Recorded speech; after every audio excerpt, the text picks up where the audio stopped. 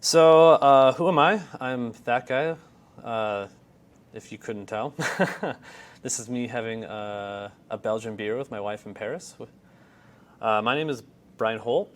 Uh, I currently, at this moment in time, work at Microsoft. I'm a cloud developer advocate, which means that my job is to convince people that putting your stuff on Microsoft's cloud is okay.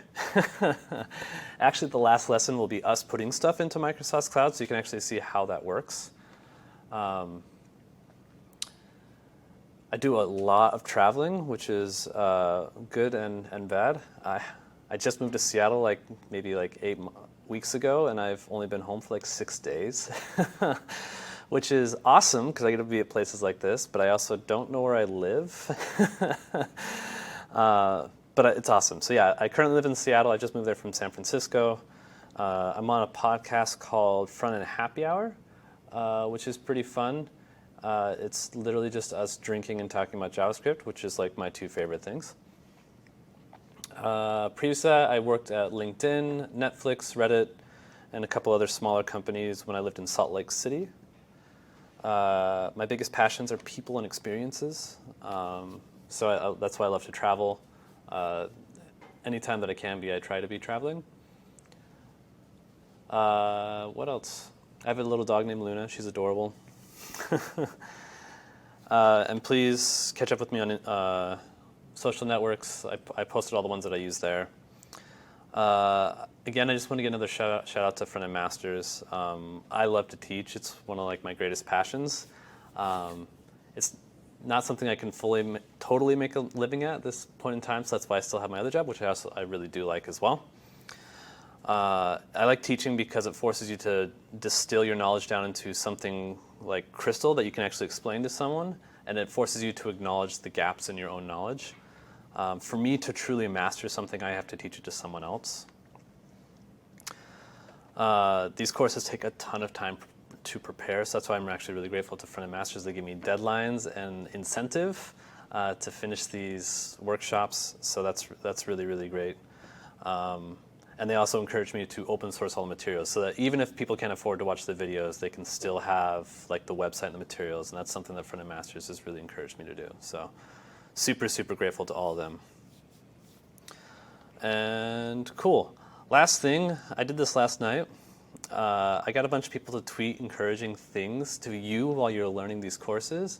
And so at the bottom of every page is an encouraging tweet for you to keep going, which I thought was, I don't know, really cool. And there's actually some really cool people in here that have tweeted. Other Front End Masters Kent C. Dodds is in there, and Sarah Drasner, and Richard Feldman, and they're all in there encouraging you to keep going and learning stuff. So if you need a little boost, just check that out. Okay. Does anyone have any questions before we get started? Yeah.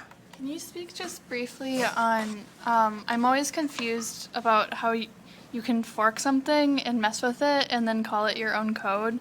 Where is that line between where you just stole something and where you can use it for your own personal gain? That's a really good question. And that's actually a good question to answer, I think, right now, because there's a ton of code in here that I wrote that I absolutely want you to steal. Please take everything that I've written. This is all Creative Commons licensed, so we are all standing on the shoulders of giants. I didn't create JavaScript. I didn't create the assembly that's underneath it. I didn't create the processes that are underneath it. So we are all in some way borrow or stealing from someone else. Some of us, and I would say most of us that I know in the community, are actually really enthused that anyone would want to use our code. I find it quite flattering that someone actually cares to that I wrote something. So I think the answer is where does that ethical line? I think as long as you're acknowledging that I'm using this code, this person wrote this code, and you're not presenting it as if I wrote this code, then I think you're okay. Almost always, but you should always follow the license. All the code that you're going to see is licensed in some way or another. And if it's MIT licensed, which is the most common one, it means that you can literally take their code and then say, this is mine and I wrote it, and that's actually okay. I mean, don't do that, but you could, right? So, I mean, it's what's ethical and what's legal. If it feels weird, then maybe don't, but just follow your heart. No, I'm just kidding. Yeah. No, most people want you to use their code. Okay. I'm just wondering, yeah, because I come from a background in school where if you copy the letter A from somebody else's homework, you're going to fail. Yeah.